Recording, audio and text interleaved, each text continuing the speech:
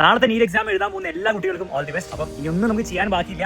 Over revision ഒന്നും ചെയ്യാതിരിക്കുക, relax ചെയ്തിട്ട് എന്ത് ചെയ്യുക, നന്നായിട്ട് ഉറങ്ങുക, നന്നായിട്ട് ഭക്ഷണം കഴിക്കുക. നാളത്തെ എക്സാം അടിച്ച് പൊളിച്ച് പോയി എഴുതിയിട്ട് വരാം. ഹലോ മക്കളെ, അപ്പോൾ നമ്മുടെ നീറ്റ് എക്സാമിന് വേണ്ടിയിട്ടുള്ള നമ്മുടെ കംപ്ലീറ്റ് പ്രിപ്പറേഷൻസ് കഴിഞ്ഞിട്ടുണ്ട്. ഇനി നാളെ എൻ്റെ കുട്ടികൾ നമ്മളുടെ നീറ്റ് എക്സാം എഴുതാൻ വേണ്ടി പോവാണ്. അതേപോലെ നാളെ കൊണ്ടുപോകാനുള്ള കാര്യങ്ങളൊന്നും തന്നെ വിട്ടു പോകാതിരിക്കാൻ ഇന്ന് രാത്രി തന്നെ ഒരു ചെക്ക് ലിസ്റ്റ് ഒക്കെ ഉണ്ടാക്കി ആ സാധനങ്ങളൊക്കെ എടുക്കുന്നുണ്ടെന്ന് എൻഷുർ ചെയ്യുക. അടിപൊളിയായിട്ട് എക്സാം എഴുതാം. മിസ്സിൻ്റെ പ്രയാസം ബ്ലെസ്സിങ്സ് നിങ്ങളുടെ കൂടെ തന്നെയുണ്ട്.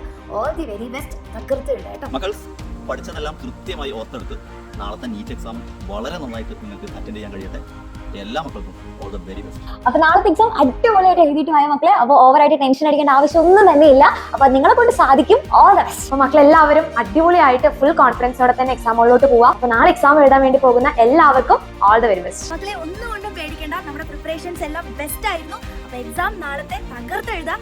എല്ലാ മക്കൾക്കും all the very best. Hello മക്കളെ, അപ്പൊ നാളെയാണ് നമ്മുടെ നീറ്റ് എക്സാം. എല്ലാവരും നല്ല ശ്രദ്ധയോടെ എഴുതുക, എക്സാം അടിപൊളിയാക്കുക. എല്ലാവർക്കും ഓൾ ദ ബെസ്റ്റ്.